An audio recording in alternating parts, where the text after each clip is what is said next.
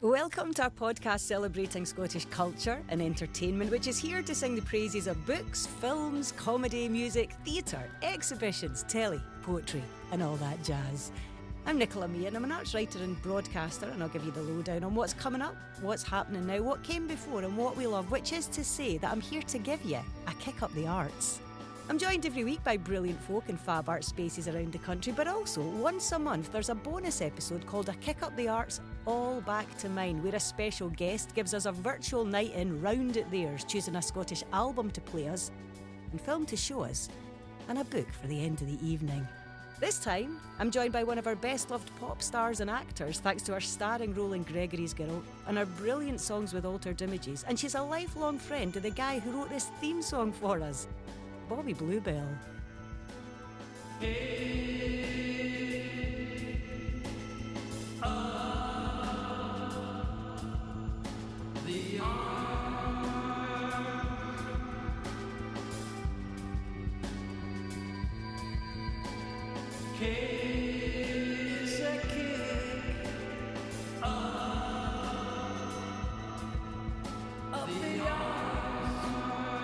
Yes, I am thrilled to be joined by the Scottish icon that is Clare Grogan. She's also acted in Skins, Red Dwarf and Father Ted. She's written a series of young adult novels, and her magic with altered images continues apace. They have just finished a 40th anniversary tour of the album Bite, and they're still riding high on the love shown to their latest album, even if they kept us waiting almost 40 years for it, called Mascara Streakz.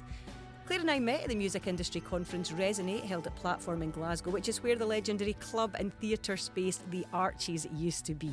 So before Clare told us what Scottish album she's playing us, what film she's showing us and what book she's offering up for bedtime reading, we got a bit nostalgic about that noisy old building. You hear the trains, you hear fridges buzzing, and you hear the tale of Clare and Bobby Bluebell playing out in the street as primary school kids, forever young at heart.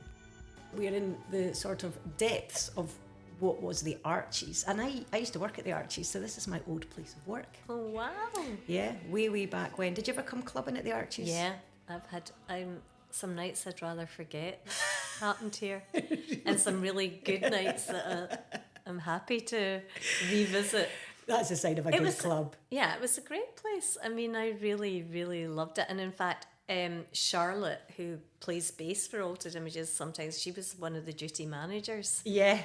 So she has told me some absolutely eye-watering stories, though. Oh, it was quite the place, especially when you came into the office on a Monday morning, you know, utterly brilliant after. And the thing was, we were also involved with so many parts of it, because I remember down in this part, the depths of the building, Andy Arnold, who was the artistic director at that time, was always trying to find different nooks and crannies to put on, you know, Beckett plays to one person, or, you know, so you'd have the theatre, you'd have the clubbing, you'd have kind of like visual art and live art performances, brilliant gigs as well. I saw Toots and the Maytals in here, they were awesome.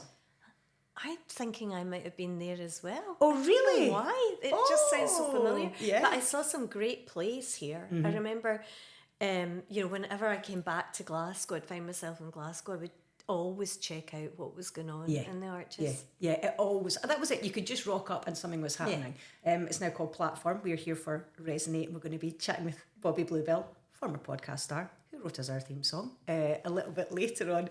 But you pointed out my Strawberry Switchblade t-shirt. You've not seen Since Yesterday yet. Not yet, and you're going to love it. I really am looking forward to catching up with it. I was a really big fan of Sophisticated Boom Boom back in the day, and Strawberry Switchblade, and Jill in Altered Images, my guitarist, was also in the Hedrons. Yeah, that's right. So I have zillions of connections to this film, and in fact I've just been on the road a lot, and sometimes I have to wait. If I want to really enjoy something, I have to be at home. Yeah, totally. You know, just like really value the couple of hours. Yeah, that's so true. It's like time and place, get ready. They launched at the GFT, so just up the road from where we are. A few weeks back we did a Q&A, and it was with members of all of them. So we had Libby MacArthur was there, Sophisticated Boom Boom. We had a couple of the brilliant Long Leg girls, women, and Jill and Rose from Strawberry Switchblade came and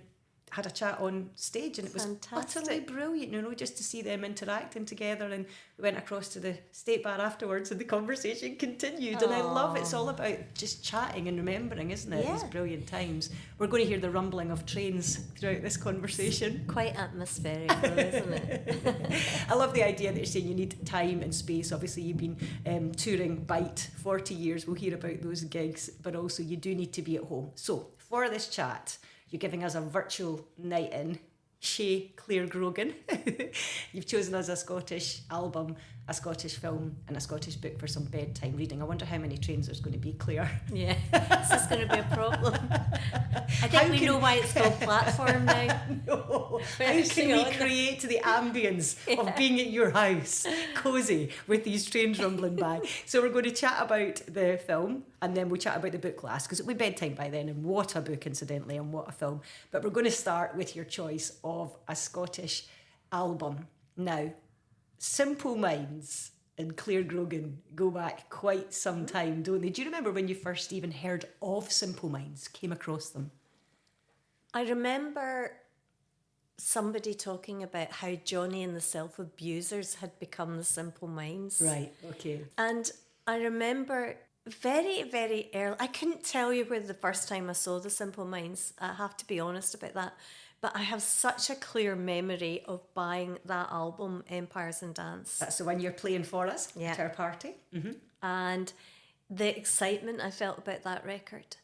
And I've been thinking, because I knew I was going to do this with you, and I don't like to get too detailed about these things, because I think particularly with music, it's about how you feel about something. Totally. It's just about how you feel and where it takes you to. And for me, I do remember being at home in my house, my mum and dad's house, and our family home in the south side of Glasgow, and just playing that record again and again and again, which I always did. You know, I drove everyone in the household crazy with it.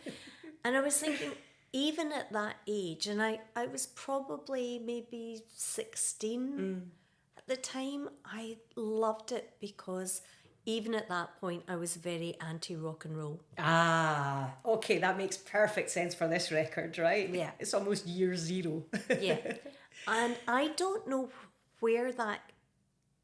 why that existed in me on the level it did. Even younger, for the most, I loved girls in bands, but they were kind of, short on the ground. I mean, they really were. And there was something about the Simple Minds. I'd seen pictures of them, obviously, and I'm thinking altered images. I'm really rubbish at timelines, Nicola. That's all right. I really am. Time is a fluid concept. Yes, exactly that. So I'm thinking maybe we'd even supported them at that point. Mm-hmm.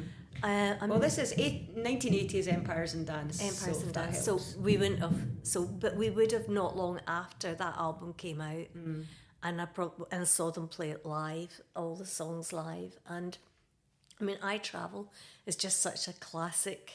You know, it just takes me to Glasgow at that point in my life where I was discovering all this new stuff. Yeah, yeah. And I couldn't believe that a band from Glasgow could be so exciting in a way. Yeah, no, it's so true. And I never ever want to be rude or dismissive of other things, but my experience of sort of Scottish bands at that point was maybe Nazareth, seeing them on Top of the Pops. Yeah. And I just thought, this is so not my thing. I knew straight away it wasn't. And, it's all about choice, life, isn't it? Yeah, totally. And what works for you and how you feel about it. Yeah, and also what's speaking to you. There was something about that particular track and that particular band at that era. So this is already their third album, isn't it?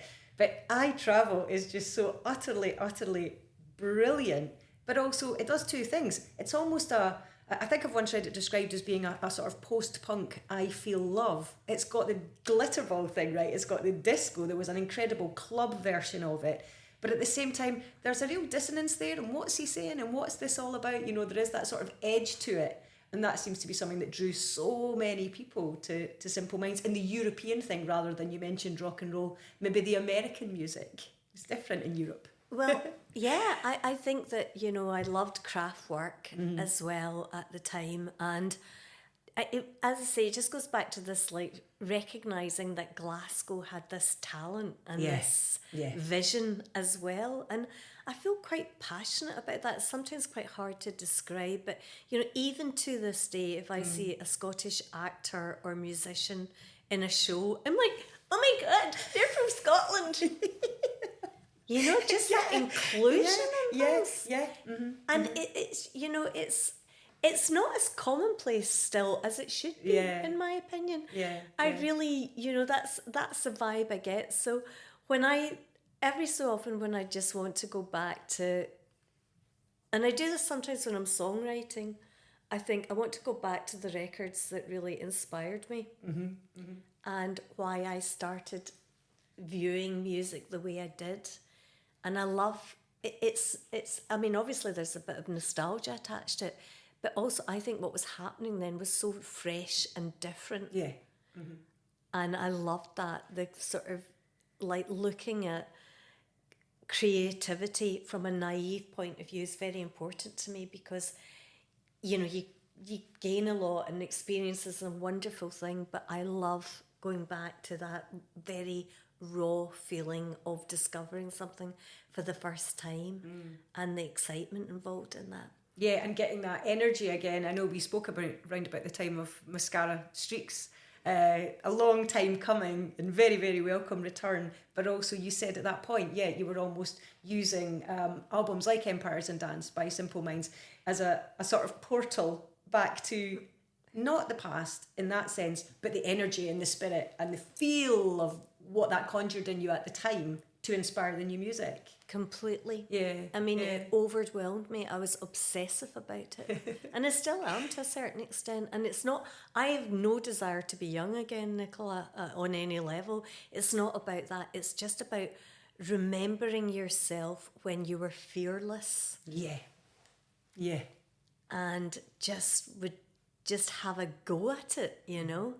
And I think there's something that we lose as we get older a wee bit, in the sense of just being a little bit cautious and a little bit like, I don't know if I can get away with that. But when you're young, you're not thinking like that. And I love that. I have to add, though, one of the reasons why I really liked the Simple Minds was I absolutely adored Boys in Makeup. I had Jim Kerr on my Radio Scotland show last week. Hung about for an hour. What an absolutely lovely man. I was slightly disappointed he wasn't in his eyeliner, though. That would be. You could have made the effort for me, Jim.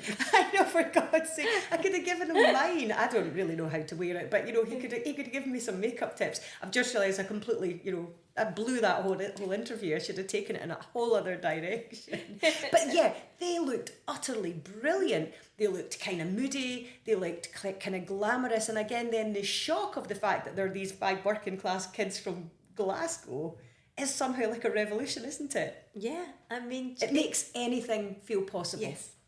And in many ways, although they were very different, it was a bit like the orange juice postcard thing, where you didn't have to be a rocker. Yes. I mean, it was just, you know, I love the kind of whole faith thing with the postcard, and with the Simple Minds, it was kind of, in many ways, quite glam rock to a certain extent. Totally, yeah. But just the whole electronic side of it absolutely blew my mind. And I think Jim Kerr's just a genius lead singer. I love that you, completely agree. And lyricist as well. I love that you use that idea of the fearlessness of youth, or just going for things for the sake of it. Because certainly if we look at your sort of particularly early days in the band, it's just a case of going, I'll get on that bus after school.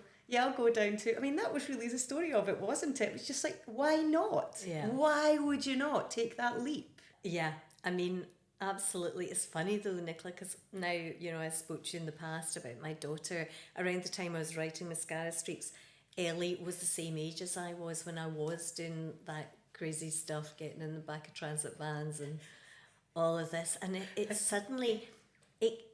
without wanting to take things down on any level, but it upset me. because I think there's such a vulnerability. There's something about teenage girls and boys. I mean, we're all so vulnerable at that age. Yeah. And so it's kind of a mixed feeling, but all of it is an overwhelming emotion of just putting yourself out there. Yeah.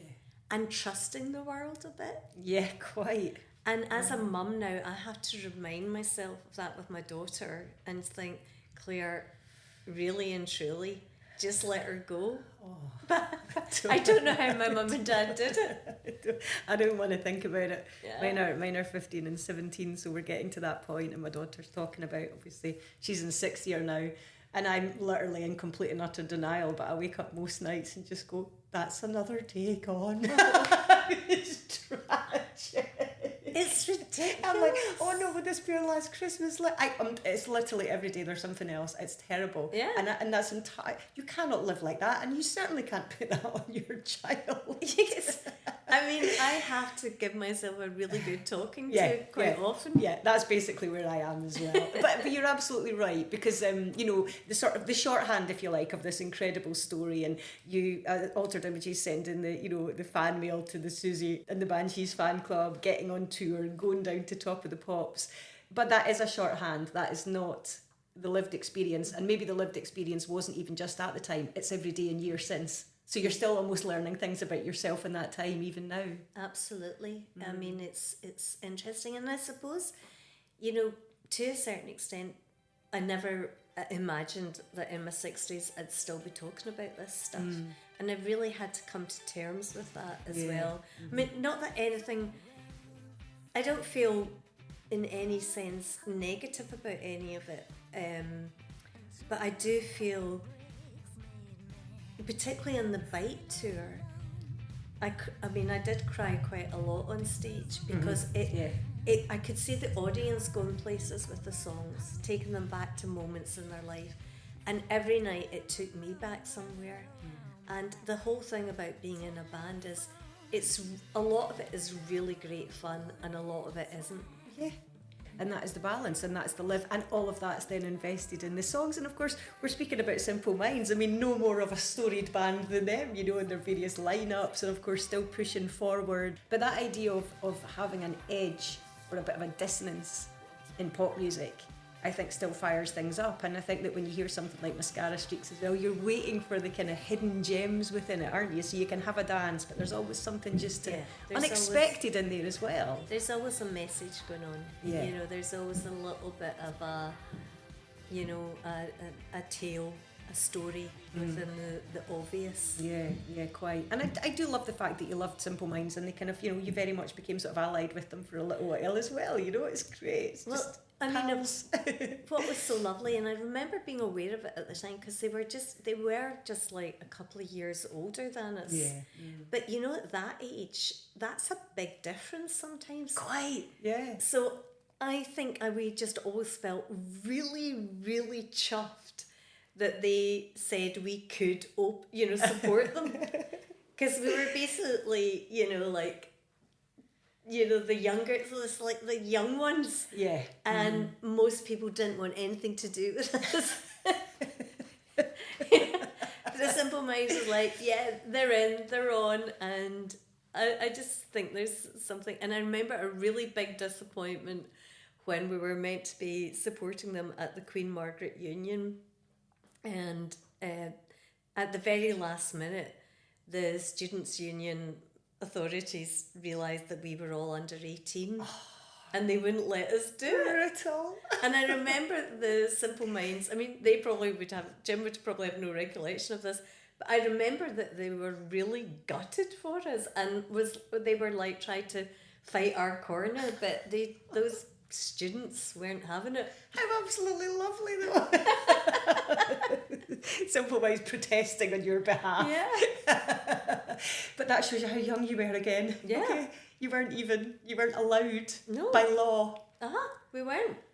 To play in the Student Union. But I love that all of that is encapsulated within even probably I Travel, let alone the rest of Empires and Dance. It's a weird album as well in the best sense. You know, it's got these really, really upbeat, forward-looking, futuristic pop, disco, punk songs. But there's all sorts of mad ideas and literary references and all sorts in there. You could delve into that a long time, especially when we're young, in that really obsessive way with music. There's a lot of darkness in there. There's a lot of switching the lights off and lying on the carpet, like feeling the angst of nobody understands me. And I love those moments in music when I was young. It was like, you know, someone would dare to walk into the room while you were... You know, like, get out of here. This is an important part. Yes. I've just resolved something. Yeah. Anyway, so that's Empires and Dance. You've dimmed the lights, which seems like a good time for us to, if not lying on the floor, go on to your filmic choice. Right, so we've had a little bit of a vinyl party. Before we get onto the film itself, if we're round at yours and we're watching movies, are you bringing us any snacks? Yes, always snacks in my house. What do we have for our snacks? Well, the thing is, we love, it's a mass selection. There's always got to be either a box of celebrations or roses involved in it. There, you know, my mum was the queen of the mini Mars bar scene, you know. Was she? So I've definitely inherited that.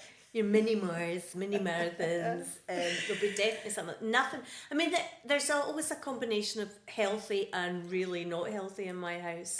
You know, we like to think that balances it all out. It totally does. Yes, that's how it works. That's exactly how it works. Right. Yeah. So there's always going to be like some like alcohol. I think we kind of like that. Look at us looking around the room. There's a few crates of cider you could take with you. Let's have a few drinks, and there will always be hummus and dips alongside the celebrations. And we love a mini Magnum in our house as well. I'm loving all the miniatures. The thing about miniatures is you can have more of them. Yes. I don't think they're designed just to have one, you know. It's like, well, I'll have an almond mini Magnum and a white mini Magnum. Yeah, and maybe even another. My daughter Ellie laughs at me and she's always like, Mum, why do you like little things? And I went, I don't know. I just do. Vodka miniatures. Yeah. It's just cuter, and I do think you can just then have more. Yeah. Right. Oh, and I like there's hummus in there as well. Yeah. Dips seem to feature quite heavily. We did an All Back to Mine with Chris Brookmeyer a few weeks ago, and he was doing guacamole. He was making his own. Yeah, no, we do that too. Make your own guacamole. Yeah. I'm really gonna. I don't know. I've just kicked, but I was in a rage at myself for not being able to make guacamole still. Yeah. No, I'm going to do that. Yeah, there's some guac. There's some hummus. There's the mini Magnums. There's the. Yeah.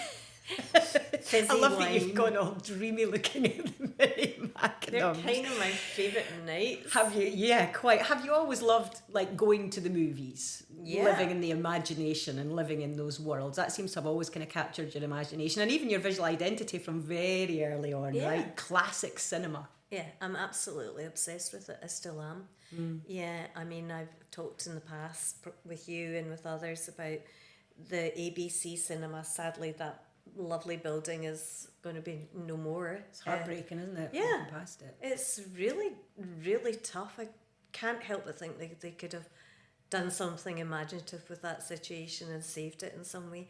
But for me, it was all about sitting on my mum's knee at matinees watching Doris Day movies.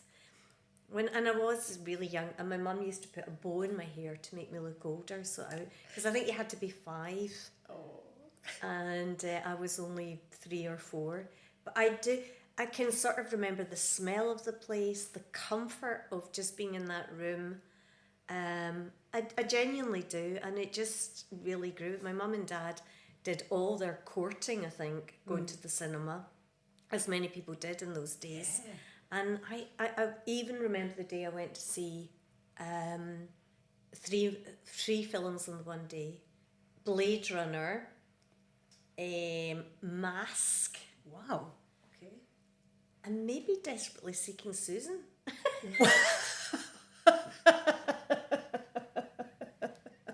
That's quite the trilogy. Bonkers. Wow. I do remember. That'd be brilliant. I also have this really, really distinct memory of going to the cinema with Bobby Bluebell because we were pals and still are. And we went to see The Elephant Man at the ABC. where I used to go with my mum and dad and stuff, and we went and I was in a terrible state. I mean, I was absolutely inconsolable. And as we were leaving the cinema, and Robert was like, "Come on, you'll be okay." Oh. And the usherette, as we called them, started kind of hitting Robert in the shoulder, going, "What have you done to her?" Oh, no. And he went, "It wasn't me. It was the film." "She's too upset. That was not the film. What have you said to her?" I bet Robert doesn't remember that. This is brilliant. Honestly, we're going to see him later. Yeah. We're going to ask him. So the usherette thought that he'd really upset you during the movie? Because Robert was going, "It's going to be okay." I think she thought he'd split up with me. Oh, no. But you're like, it's not going to be okay. Did you see that man's life? I know. There's no happy ending there. There isn't, no. But, do you know, I do love a really good cry at this. I mean, I talk a lot about crying because I do cry a lot, and it's I kind of enjoy it, you know. I love going, when I'm really annoyed with my husband and daughter, I go to our local cinema, and I'll choose the saddest film I can find that's playing, and I'll go on my own, and I'll just sit and I'll just let it all, it's like a release for me. It's actually a brilliant idea. I never cry. I never cry. Yeah, that's probably, I'm probably quite repressed that way. Yeah, I'm like, never cry. But if I watch any films now with the kids, if I do anything with the kids, if I go to a gig with the kids, if I go to a movie with the kids, if I go to the theatre with the kids, if I go to an art gallery with the kids, which is probably why they don't do any of those things with me very often, I always end up in tears. So there's something there. There's something, it's just all so... It's so wrapped up, isn't it? It's all just so intensely beautiful, and, you know, it's like a kaleidoscope of life going around in my head all the time, and the poignancy and the constant memories of my mum and my sisters, and it just all merges into this big ball of mush. We had a lot of fun. Oh, I mean, a lot of it is tears of joy. I mean... Yeah, that's it, exactly. Yeah. They're not just one thing or another. Well, certainly, on that note, the film that you would choose to play us when we were having our mini magnums and guacamole is... it's a bit of a tearjerker, to say the least. I mean, it's an emotional sucker punch of a film, despite the fact it's also really quite a subtle and understated film. After Sun. Yeah. Where did you first see it? What expectations did you have? Because basically, as soon as it was released, Charlotte Wells' debut, of course, it was everywhere, and it was the film of the year. Yeah. Everywhere you read about it, deservedly. I think like a lot of people, I watched Normal People in lockdown and discovered Paul Mescal, and I was just so impressed with him. I just thought there was like a gorgeous subtlety to his performance that made him and he was completely real, you know. I mean, I talk about performance, but he just absolutely was that person. So I started, you know, like, and then I heard people talk about After Sun, and I went to see it with Stephen and Ellie, and we all loved it. You know, I think that I love it that I've managed to engage Ellie in my passion for cinema. And I mean, Stephen, you know, and I've always loved going to the pictures. And there was something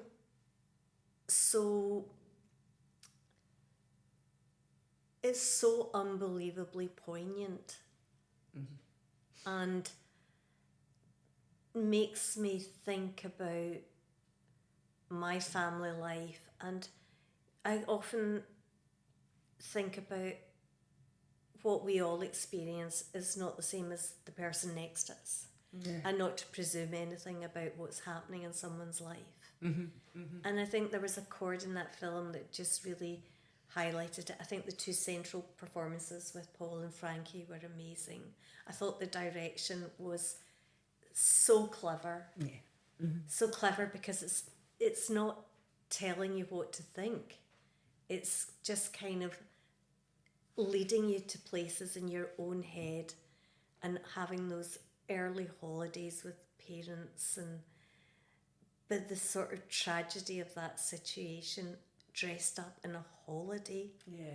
Torremolinos. Yeah. I know. In this big, bright, bold place. Yeah. And I think the balance of it all was so amazing. Yeah. It's a stunning film. Very, very early on. There's an early scene, I think they've maybe just arrived, and Frankie's character is just sleeping, and you just hear her breathing. Mm-hmm. Yeah.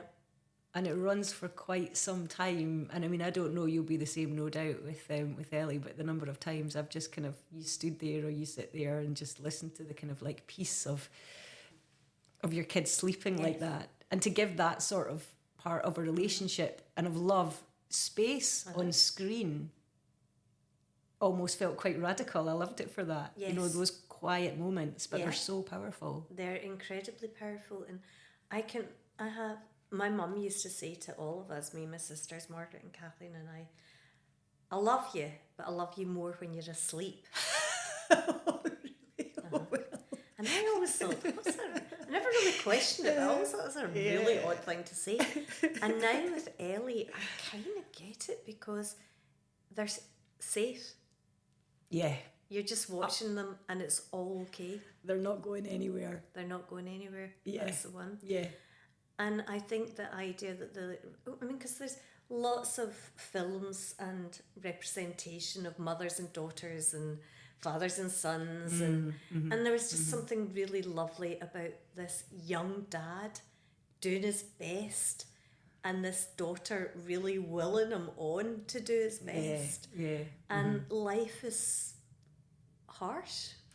Yeah. But there's a gentle tone to that film. Oh, completely. Just so beautifully mellow in places, as you said, with the silent moments. Yeah.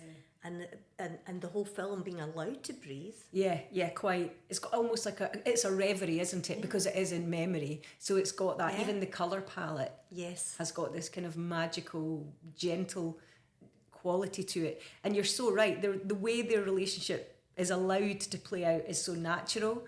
And therefore, I think just so convincing. It's so absolutely lovely. And of course, she thinks she knows everything because we all do when we're that age. Yeah. And she's 11 and he's 130. She says to him at one point, "What are you, 130, 131? You're an old guy, right?" Yeah.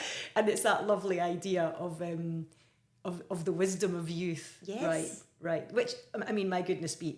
Is there a better film for that than Gregory's Girl for conveying that wonderful, magical time when the adults are all daft and the kids really do know better, right? And again, very natural performances in that. There's something to be said for those, you know, that wasn't like you'd come from a stage school and doing lots and lots of other acting roles, and this is Frankie Corio's first role in Aftersun as well. And I think maybe just to have the wonder of and the magic of youth. She's younger, but that sort of film and that sort of space to explore that is fab. But the chemistry between the two of them is just absolutely amazing, and it's the humour that almost makes it more poignant. Yeah, I know. You know, it's just everyone trying to save the situation, you know, and keeping it light when there's so much going on within it all. It's so beautifully directed by Charlotte Wells. I mean, just really incredible. In awe of her talent. It is brilliant. And there's the details as well. I'm remembering another one where the Aftersun of the title, so we see them, father putting it on daughter and daughter kind of putting it on father at different points, and just that sort of reminder that it's about care. Absolutely. But the parent and child roles are never straightforward. No. And they're always changing. But care is so important to all of us, and to feel looked after. And I think that is sometimes that gets a bit lost, just that need to do that practical stuff, you know? I mean, it's I think a lot of parents are quite good at, well, I mean, God, I don't even want to go there because I think parenting is the toughest job on the planet. But you're right, the fact that it was called Aftersun, and it was just like the importance of looking after people. Yeah. You know? I know.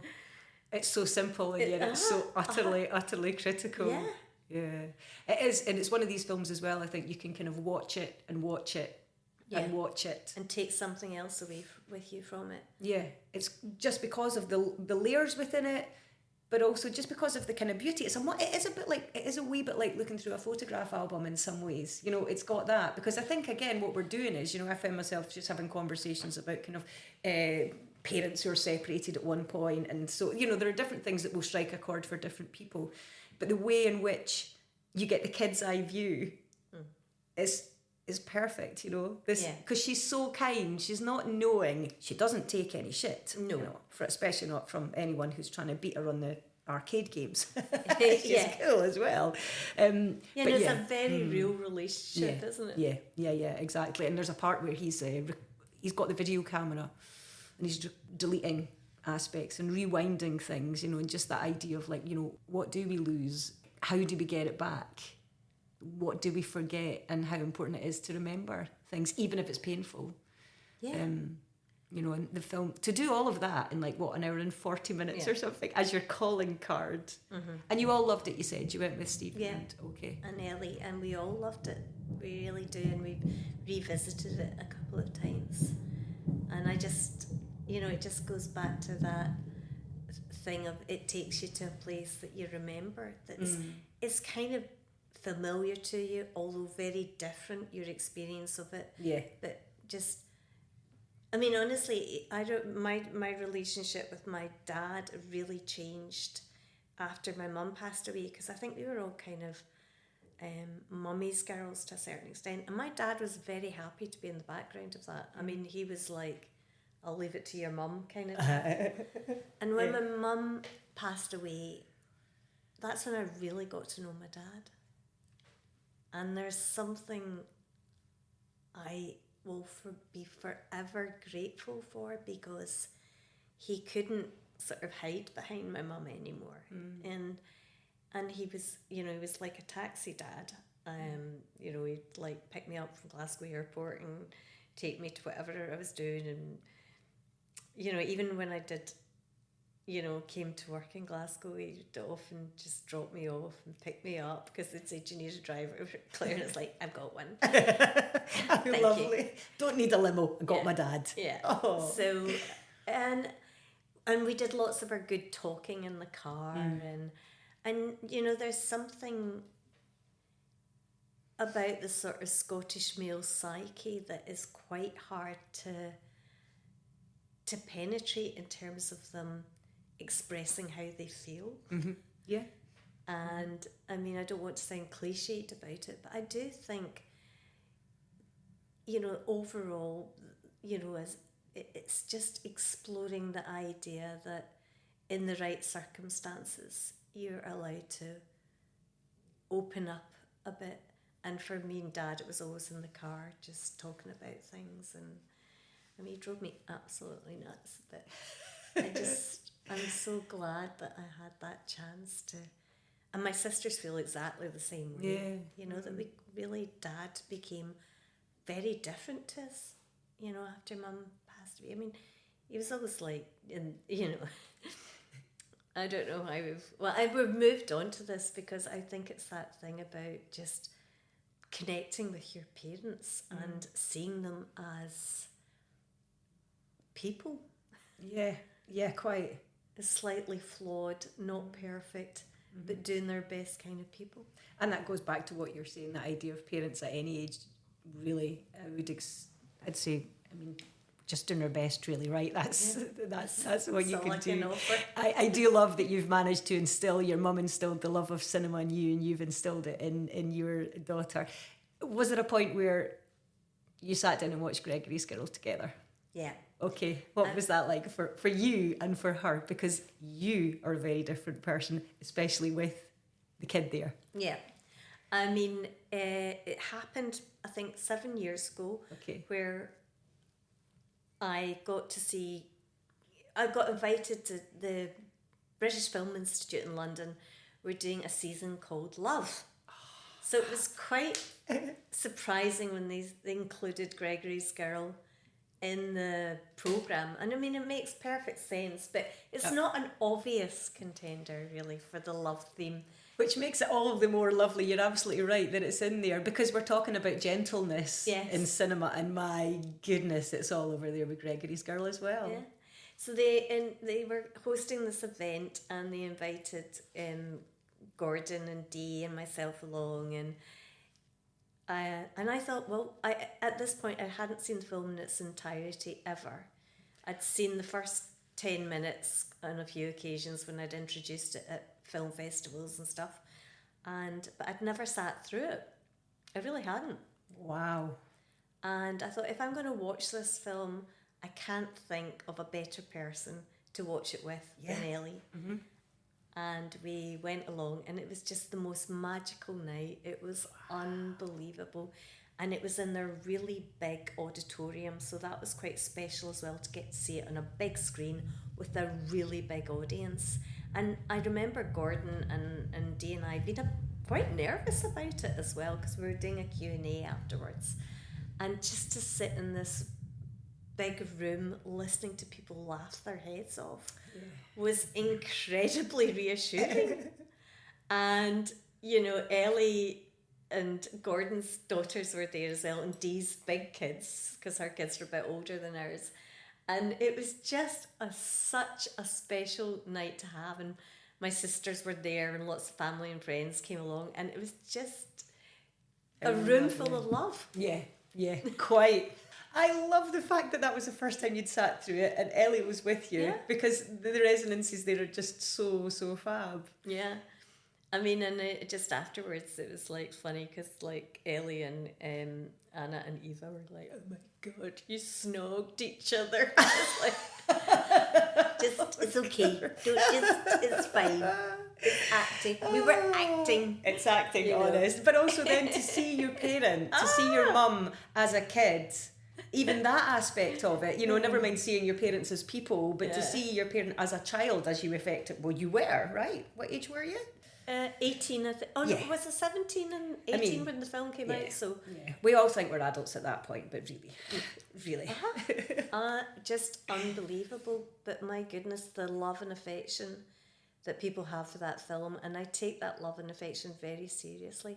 I think it's an amazing legacy to be part of. It really is. And also just, again, the room within the film to identify with so many characters, and that be very different from Aftersun, which is effectively really a two-hander, isn't it, between Paul Mescal. Have you seen him in Gladiator yet, before we move on to your book? I haven't yet. No, I haven't. It's on my to-do list. Yeah, I think that's going to be quite the different role. I did manage to see him at the Almeida in London in A Streetcar Named Desire. Oh, how was it? Amazing. Right, I mean, just really amazing. He's a phenomenal actor. Yeah. Well, I saw the theatre adaptation of the book you've chosen for us, not with Paul Mescal, with Siobhan Redmond, in fact, because it's a book that has been adapted for the screen various times, and the stage as well. But at the heart of it is this utterly brilliant and very slim volume. So this is our bedtime reading. When did you first hear about? Because sometimes we hear about books before we open them. Muriel Spark and the Crime of Miss Jean Brodie. Yeah, I was at high school, and I was a reader when I was young, and I still am to say. I actually am. I love reading. I really do, but there's something about me that's always quite intrigued by things on a sort of surface level. And, well, okay, I'm going to admit it, shallow. And I loved the name Muriel Spark. I just used to go to our local library, and I saw this name that I was really drawn towards, because it's quite a name, Muriel Spark. Do you know, you are so absolutely right, but it's so embedded in our sort of collective consciousness. I don't think I've ever really thought about it. You're absolutely right. Yeah. The spark aspect, there's a danger there, there's an excitement there for starters, a brightness. So, I would go along to the library and look at endless books, and I saw this and also the fact that it wasn't a big tome of a book. Yeah, it looks manageable. Yeah, and I remember picking it out, and it was like, the Prime of Miss Jean Brodie, and just reading the back a bit, and it was about being at an all-girls school. And I was at an all-girls school, so I immediately identified with the notion of this book. And I've read it many times over the years because it's just, I love snobbery and I love, like it's almost like, even like the Oscar Wilde thing about how you should be and who you should know your place. And there's something so comical about that. Yeah, it's so funny to me. And I've actually just recently read a book called Pineapple Street, which is set in New York at around just now in modern day, and it's all about the snobbery of where you live, and there's something about that really appeals to me. But I loved, so not long after that, I think the BBC Scotland did an adaptation of The Prime Miss Jean Brodie, and I loved it. Fab. I just absolutely loved it. So this whole book absolutely came to life for me again through this television series with Maggie Smith, the amazing Maggie Smith. I mean, as I say, I saw Siobhan Redmond in a theatre adaptation, which was utterly, so she in many ways is my Miss Jean Brodie, but absolutely Maggie Smith in that role is unbelievable. But what a woman, what a story.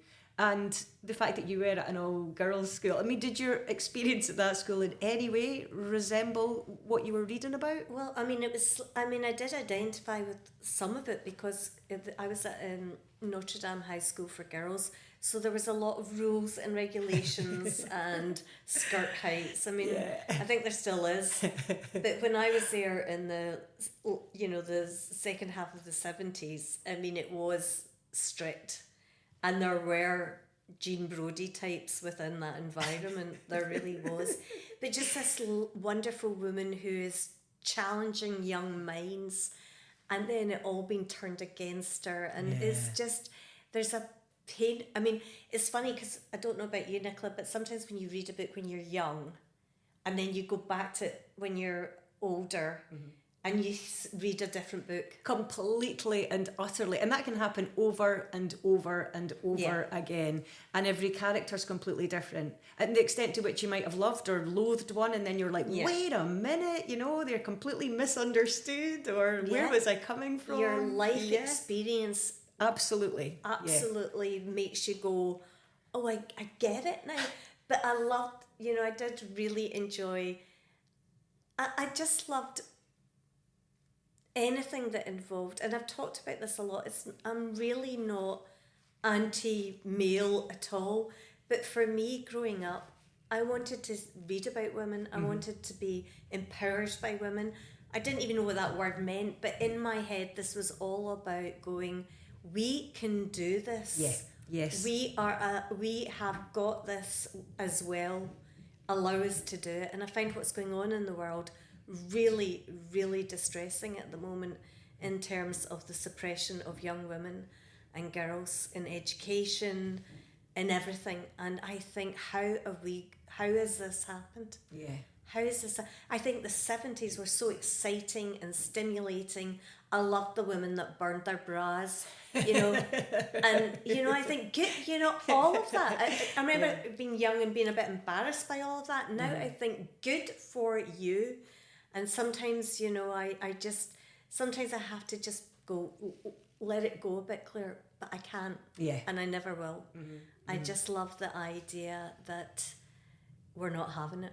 Quite, and the fact that this was happening within this book to some extent, with the kind of rule breaking which was set in, 1930s, is some things change, some stay completely the same.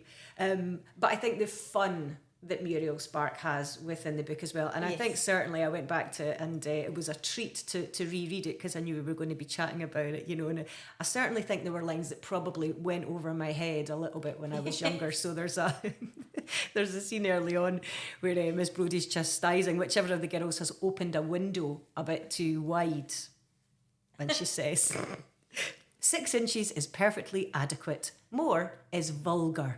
One should have an innate sense of these things. I I remember and of course that when you're young, that is like, oh, she's really particular about windows. It's like, so you've almost got this wonderful sort of double meaning in so many aspects of it. It's such an Edinburgh novel, and of course there's always that duality in Edinburgh, and of course Miss Jean Brodie is a very kind of complex character as well. And I think at one point, is it Jenny who's on a bus looking out at Sandy, or it might be the other way around, and she says, she wondered if everyone else felt that they also led a double life. Yes. Because we all do, really. Of course we do. I mean, we are the best version of ourselves and the worst version of ourselves, and a lot of the time something in between those two things. And I think that doesn't make us a good person or a bad person. It just makes us very human. Yeah. And I think the first time with the Jean Brodie character, as I say, my view of that book has changed a lot over the years because I've grown up and I see the world differently.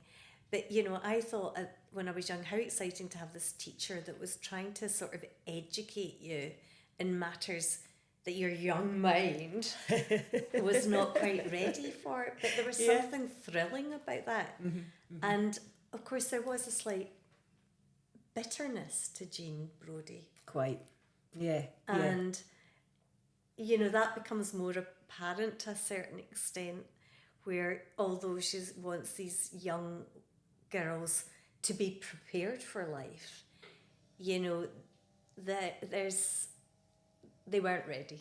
Absolutely not, and it's very much within her moulds. Yes. And this idea, I think, before, I maybe read her as a more confident, self-assured person. Yeah. Because the repetition in a lot of it, what they're famous for and things is almost a bit like, are you in your prime? Are you really though?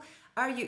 Because she makes such a thing about you have to know when you're in your prime. Yes. You have to live life to the fullest. Where they're all thinking, what on earth is she talking about? What is this prime? Surely it's got to be ahead of us as well, right? You've got your prime ahead of you, Claire, right? I'm hoping I have, because I hope I haven't passed it, because I certainly didn't know about it. I think my world always brings me along something that I'm not expecting. Some of it good, a lot of it really good, some of it really not good. But I've never reached a point where I've thought, is this it? Yeah. And maybe that's, just the only way I can describe it. I may be fibbing about that, because I think probably when I turned 30, I thought, is this it? Oh, really? Yeah. Okay, so you actively thought about it. Yeah, right, I think I probably had quite a big crisis turning 30. Because at that point... And what do you think about that now? I mean, it's... Oh my God. 30. I gave myself such a hard time. God. I gave myself such a hard time because I thought, God, what have I achieved? And at that point, I think that, I thought, how am I going to... What have I mean... Yeah. But it's how you feel. It doesn't matter what you... And looking at any amount of awards and recognitions or successes or hits or beloved films on paper, I could go on. It's not the same as how you're feeling about it. Yeah, no, I felt really that I needed to get my act together. I thought, it's time to grow up, Miss Grogan. Which of course has clearly never happened. But I had a nanosecond where Nor should it.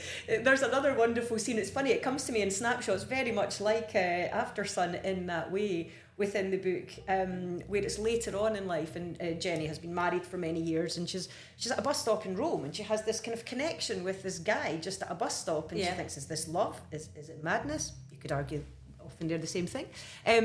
And then it passes, but she thinks about it constantly afterwards, and it makes her think about the hidden possibilities in all of life. A moment lost. Yeah, completely that. So as short as it is as a novel, it's layered, multi-layered, with lots and lots of life dilemmas and and it's very complex. Yeah.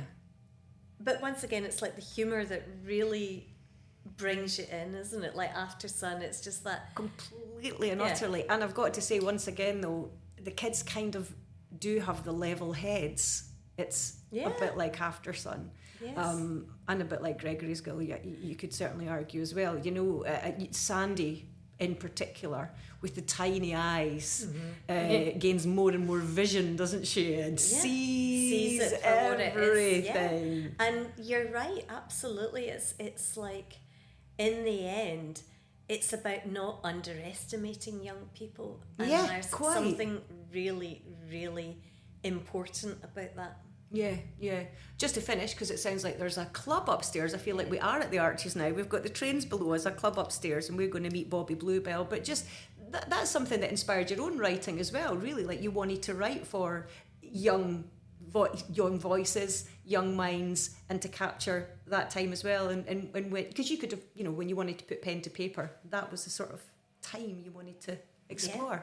I mean, when I wrote Tallulah and the Teen Stars, I really wanted to have a distraction in my life. I've talked about this a lot, that when there's something really difficult going on in my personal life, in this case it was my mum who was very ill, I had to distract myself by creating something. And I started thinking about the best way I could describe my young life and my family and my mum and dad was to sort of slightly fictionalise it a bit, because I thought it'd be lovely for Ellie to I don't think she's ever read it.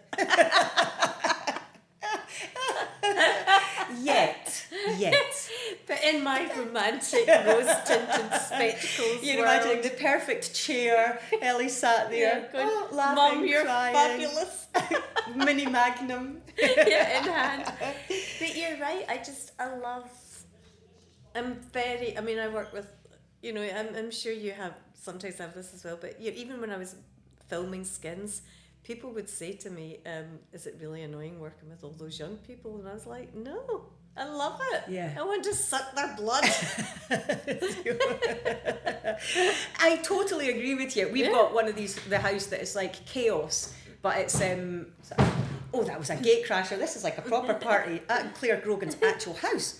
Not really. Our house is the one. I don't usually know how many at the weekend teenagers are staying over. I just know that anyone will be at ours. And again, it's like, I love that. I can't get enough of that.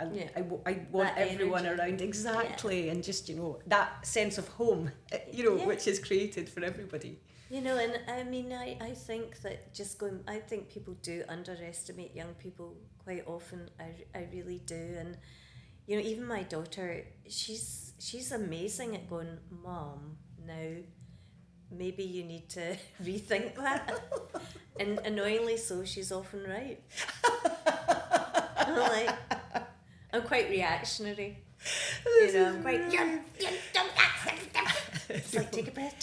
Yeah, it's like, I'm like that. I'm like 0 to 100, right? There's nothing in between, and now it's too late and everything's ruined, right? Yeah. There's absolutely nothing, no coming back from this, except there is. Yes. Always. Yes, kids being the voice of reason, that seems to be a recurring theme. I should watch more of those movies myself, I think. I think we better go, because there's somebody wanting in this room, and we're going to see Bobby Bluebell, and we're going to ask him if he remembers about taking you to see The Elephant Man. How absolutely lovely was that? Oh, I've often spoken about when I first met Robert. It was, we used to play together as like really young kids and doctors and nurses. I was always a patient because the medicine was Jaffa cakes.